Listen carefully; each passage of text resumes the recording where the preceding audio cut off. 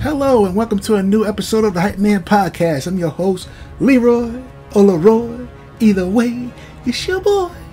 And I'm here, and today I want to give you guys a summary of the first episode, the first playthrough of Ravenloft Campaign. I started this with my group of friends. For the ones who saw me play Waterdeep, which was the live session that we played, it's on my YouTube channel. If you haven't checked it out, check it out. They got really good, got a good response. So I decided to try something different, give you guys a overview of the very first night playthrough of the Ravenloft campaign. I will be doing this hopefully every week and posting this live on all my platforms. So here we go. So the characters in Ravenloft campaign is a first is a elf rogue named Prym, a human monk named Viento. I believe Viento is a human monk. I would double check on that.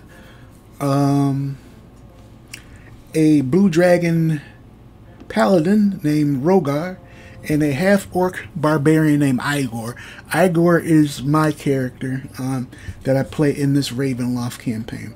So we start out in Stix Haven, which is a small town that has a university where all four characters, Prym, Viento, Rhorgar, and Igor, are all at. Prym and Viento are colleagues. Definitely, work at the university, and also working at the university is Rhorgar and Igor, who are assistant and teacher assistant for self-defense classes for younglings, as they say in the D&D universe. So yeah, so Rhorgar and Igor are teaching that, and what brings these four characters together is the venture and quest of artifacts. Artifacts are a big motivator for all four of these characters. And they are not, all four are not friends, by the way, but they do have a common goal, a common desire, a common passion. So that's what brings these four characters together. So like I said, we start at Stix Haven, and we decide to take the road southeast of Stix Haven to leave Stix Haven. We take that stone gravelly road out of town, and about maybe 2 or 3 hours within that walk, we are attacked by bandits. Oh no, let me take that back. After we go back, in that 2 to 3 hour walk, as we continue to walk, we've noticed that there is a large amount of trees that have been pushed down, cut down in our path, in the road, and it goes some feet, both east and west. It's not a quick, oh, let's go around and continue our journey. But Rhorgar, who's in front, we also have 2 horses with us. Prym is on 1 horse. I believe it was Viento, who's the monk. He's walking along with us, but he's got him by hand, just walking with it, not necessarily on the other horse. We're just walking with the horse. So Rhorgar decides to investigate the situation, and he's peeking through the brush, and he's noticing that there are 5 bandits on the other side of this brush. Not brush, but massive amounts of trees. There's a brush as well, but we hear from the bandits, get off our road. This is our road. Turn around and go back. That type of demeanor. So Rhorgar decides, well, I'm going to go, and Rhogar's a peaceful man, so is Viento. So Rhorgar always tries to, you know, defuse the situation when he can. So Rhorgar decides to Ninja Warrior up and over the trees. He does a Captain America type flip at the top and vaults down to the other side and has a conversation with these bandits. And these bandits they're not having anything to do with Rhorgar right now. They don't care how big and blue he looks. You know, they threaten him a couple of times, and Rhorgar pretty much, you know, necessarily, you know, turns his head around and tells the three of us on the other side that, you know, we might get ready to, you know, we might have to fight these guys, you know, prepare to attack. So Prym gets off her horse and sneaks around, because Prym's a rogue, and rogues are very sneaky. They're very stealthy. So she decides to sneak around, and it's a good I don't know, 20 or 30 feet on each side of where all these trees are blocking the road, and she decides to go around to see if she can get a better vantage point of what's going on. And as she's doing that, Viento ties up both of the horses by a nearby tree trunk and decides to ready himself with his bow staff. Igor decides to ready himself with his great axe, and Viento and Igor catapult over, do their best Ninja Warrior impression, and join Rhorgar on the other side to fight these bandits who clearly are threatening us. So we're in the battle. Rhogar's got his shield. It's a nice big gold shield. He's got his Captain America stance going. Viento's got his bow staff like Donatello from the Ninja Turtles, and Igor's got his great axe, looking like a broke off Conan the Barbarian. So you know, Prym still, you know, she's still sneaking around, and she's so stealthy that the bandits don't even know what she's doing. So yeah, she decides not to intervene in the battle, but to observe the situation. So Viento, Igor, and Rhorgar continue to fight these guys. We're doing our best Avengers impression and beating up these bandits. And as the bandits falls, the remaining bandits flee, and Prym notices one of them flees, and she decides to pull out her crossbow and shoot at one of the bandits that are fleeing. And these bandits are moving, man. They're moving pretty fast. They're moving at 60 what is it, 60 feet? 60 feet. And I think Prym can move too. I think Prym is 40 or 50. But Prym shoots her light crossbow, fires once and hits, but then fires another 2 times and misses, and the bandit gets away, which is a doggone it type moment. I thought I can get him, but the bandit flees away, and we'll see what happens if that bandit ever comes back or whatever the case may be. But for now, the bandits are defeated. A couple of them got away, but for the remaining bandits that Viento, Rhorgar, and Igor took out, we decided to loot the bodies. And when we loot the bodies, we notice, you know, they got light crossbows, and you know, Igor doesn't have a long range weapon right now except for his javelin. So Igor takes up a light crossbow. We all got some gold now. They had some gold, silver, and gems. So these bandits had some cash money on them. So we took some cash, some gold, some silver, and some gems off of them, and continued our way down the road for adventure, for autocraft, you know, findings and things like that. So as it's getting late, we notice that you know, it's starting to, you know, turn to dusk. Sun's going down a little bit, and we notice, you know what, it's already been 3 to 4 hours in our journey, we might as well set a fire on the side of the road, and we all take a rest. Decided it's gonna be a long day tomorrow, so we decided to take a rest. And yeah, so I take a rest, and then the next day, it's morning.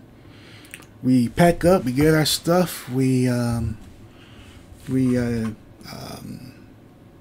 stomp out the fire, and we continue to move on. And as we're moving on, let's say about an hour or two continued in our journey down the road, we notice a forest. And this forest is unlike any other forest. It's a very dense forest. Something about this forest seems different from all the other forests that either four of us have ever gone through or encountered.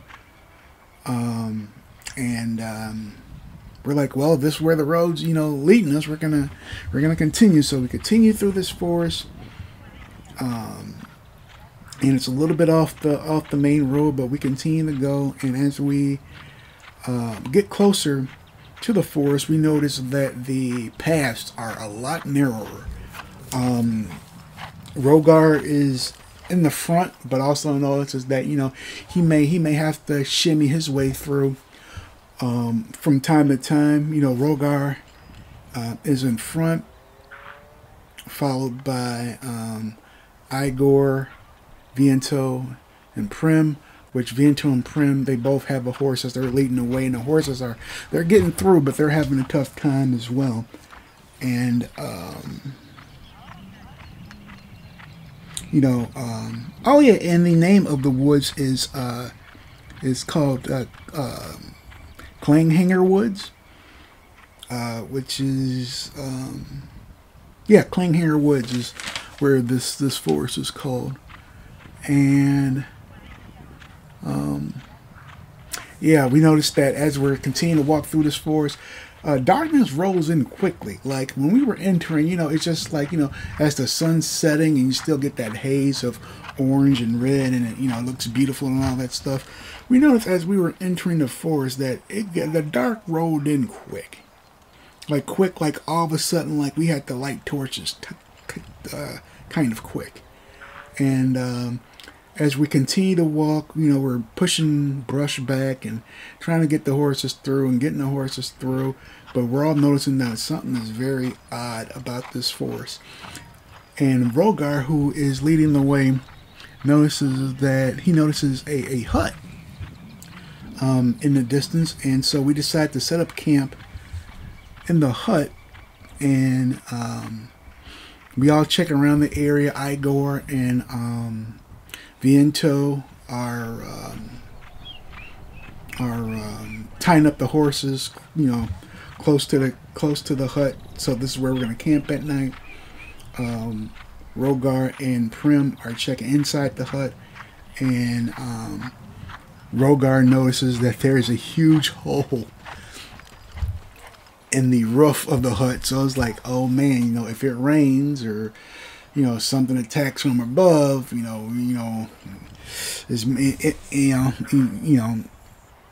we might, get attacked or get rained on, or it might just get ugly, or who knows what's in these forests. But something's very odd about this forest. And as Prym is investigating more inside the hut, she notices that she finds a what does she find? Oh, she finds blankets, old men's clothes. So definitely, someone has definitely lived here at some point. And then let's see. Oh yeah, and Prym also finds a diary. And as she's reading the diary, she's noticing that there's many mentions of a many-legged thing that intruders, I guess, who stayed at this hut before, interacted or was attacked by or seen, or whatever the case may be. So when Prym delivers that message to the rest of the group, we decide to take shifts of two. So the first shift was Igor and Viento. The second shift was Prym and Rhorgar.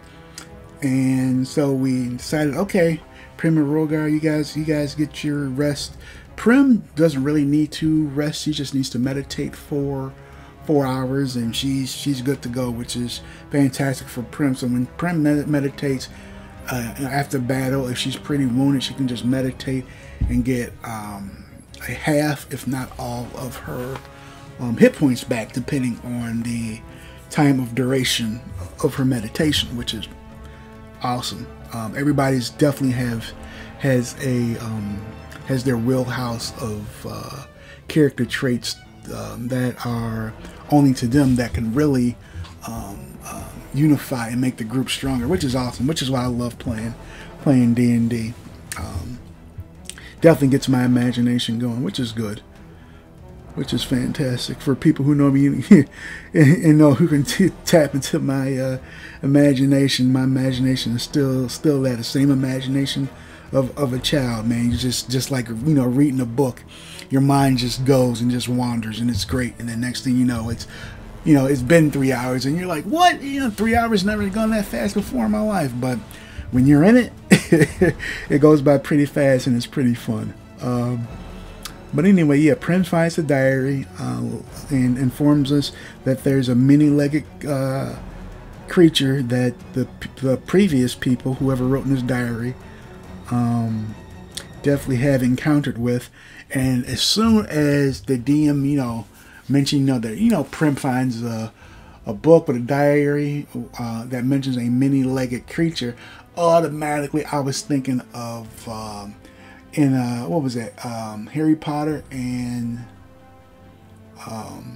the Chambers. It was a Chamber of Secrets. It was Harry Potter and Chamber of Secrets with a giant spider. I can't think of his name right now, but that's exactly who I thought when they mentioned many-legged spider. I'm thinking this thing's probably huge giant spider that can that can hang off of top of trees, and just like a spider would, man, and web itself across and web down and move pretty fast and all that stuff. So, and I'm thinking just like that giant spider from Harry Potter's boom boom boom boom boom, doing that doing that type of stuff. But yeah, Igor and Viento took the first shift. Prym and Rhorgar took the second shift.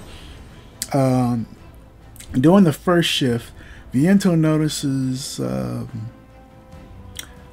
4 parts of eyes in the distance of the forest. 4 parts of eyes, and one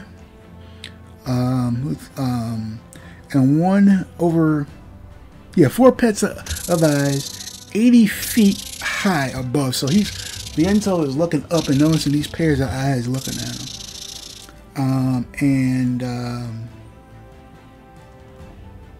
Viento immediately wakes up the others and says, hey, I noticed something. There's something looking down at us right now, and it's up in the trees. It's very high, at least 80 plus feet in the air with multiple eyes.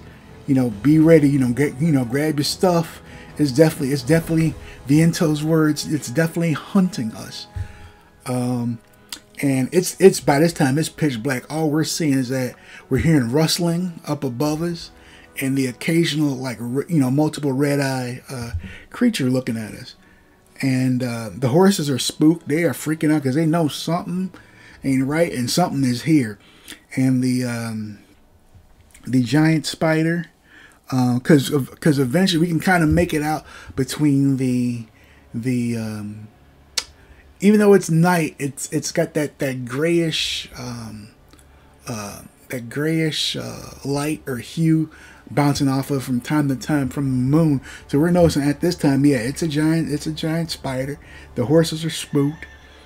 But the giant spider stays in the shadows. When it lands on the ground, it just lands on the ground for a little bit, and it hops or climbs itself right back up to the top. So the group decided, you know what, we are going to corral and surround the hut. So Viento tries to climb on the top of the roof to get a vantage point, but You know, sometimes in D&D, man, those athletic rolls and stuff like that don't go your way, and Viento falls through the hut roof. Even though the hole was there, of course, he he found a spot where he wasn't in the vicinity of the already existing hole, but he decided to fall, or unfortunately for him, had a bad roll and fell through the hole of the roof. And then after that crash, the horses take off running. Rhorgar, as we were surrounding the hut, Rhorgar decided, I want to be on the horse, on one of the horses as we surround the hut. So Rhorgar is on top of one of the horses, and as Viento crashes through him, it's this loud crash. It spooks the horses so much that they take off, even the one that Rhorgar is on. So Rhorgar, in the pitches of night, is just sent off in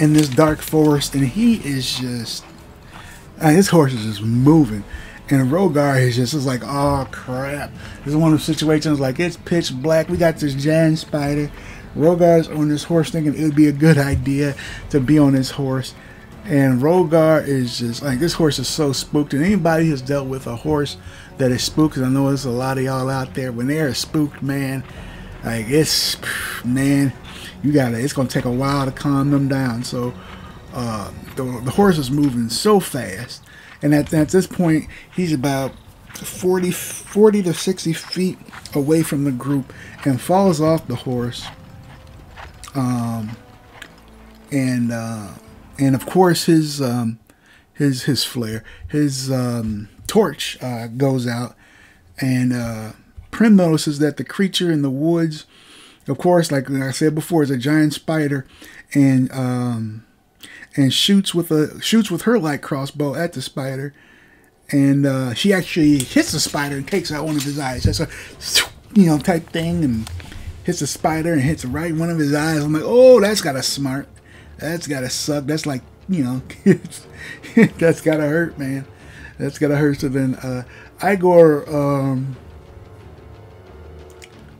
runs. So yes, I run the Prym, and then I also notice a spider, and I hit the spider with an arrow with the light crossbow that I got off of one of those bayonets, and I also hit the spider, and then Prym moves towards where the spider is headed and fires another attack at arrow. So Prym is so gun-ho that she's pretty much, the spider takes off, Prym is taking off right after the spider.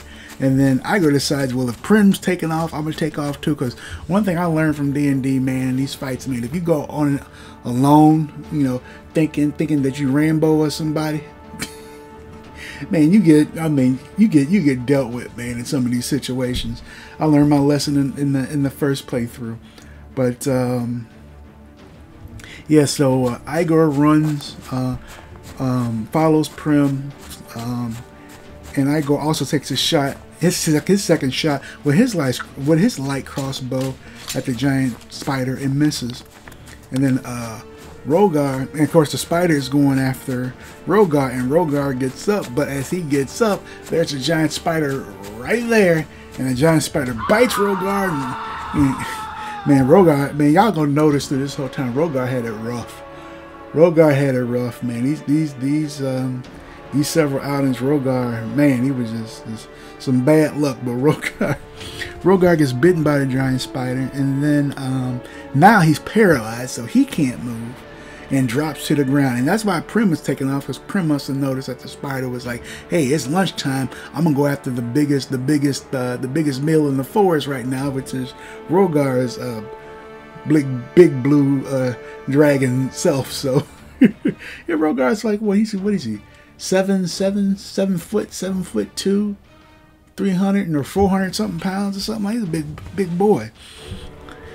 But yeah, Rhogar's paralyzed, and then Prym hits into the woods and then sees a spider webbing Rhorgar, just like a spider would. And we've seen spiders web in real life, National Geographic cartoons, movies. So that same pick them up and spinning the web around Rhorgar, and Rhorgar is, Man, this spider, this giant spider too, so it's doing very quickly. So Rhorgar is just entwined in these webs, just, you know, getting ready to, you know, probably get the life sucked out of him.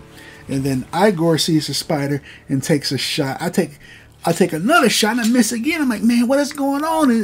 Am I allergic to the forest? Like every time I shoot, I sneeze and I miss. So Rhorgar misses again. So Viento throws one of his darts and misses the spider. I'm like, man, we just keep missing. Like, what is going on?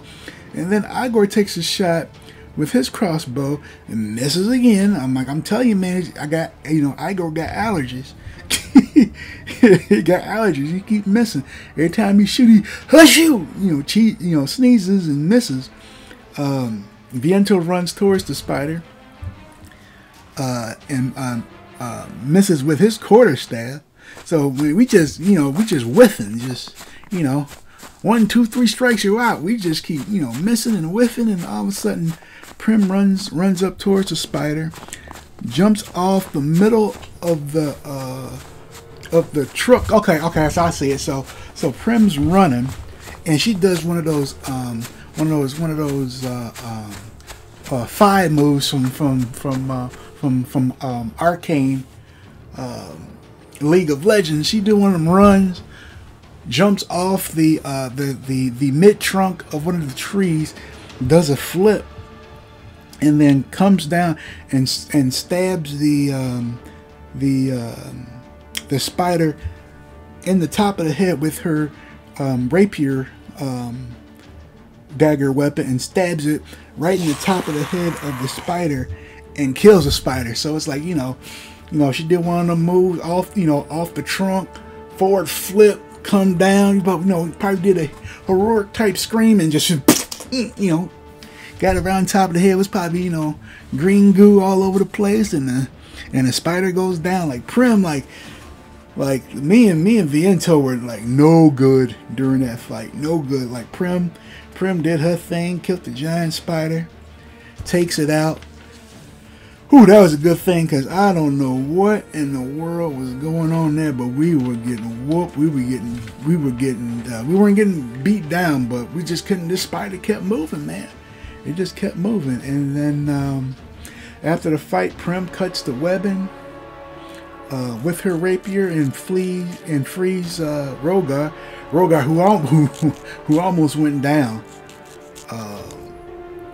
But she frees Rhorgar, and Rhorgar is very thankful for that. And Viento creates an antidote, and stabilizes Rhorgar. So yeah, that was the first overall summary of what happened on the first playthrough. Yeah, doing the Dark Forest. We're still in that Dark Forest. What was it called? Clang Hangers Woods, and a big giant spider from Harry Potter and the Chamber of Secrets try to come after us. You better go find Dumbledore somewhere else and not here. But Prym was able to take out the giant spider, and from there I'm gonna stop there. Hope you guys enjoyed this summary of Ravenloft, the playthrough of Dungeons and Dragons campaign. I will bring you every episode of this campaign every week. Post it live on my social media platforms, and yeah, hope you guys enjoy. Yeah, this was a lot of fun. It was a lot of fun. We'll see where it goes. Hope you guys enjoyed. Thank you for all the love and support of the Hype Man Podcast. And if you haven't, please subscribe. And yeah, I'll keep cranking these out for you guys every week. So have fun for the rest of your day. Have a great week. Be safe out there, and take care, guys. See you next week.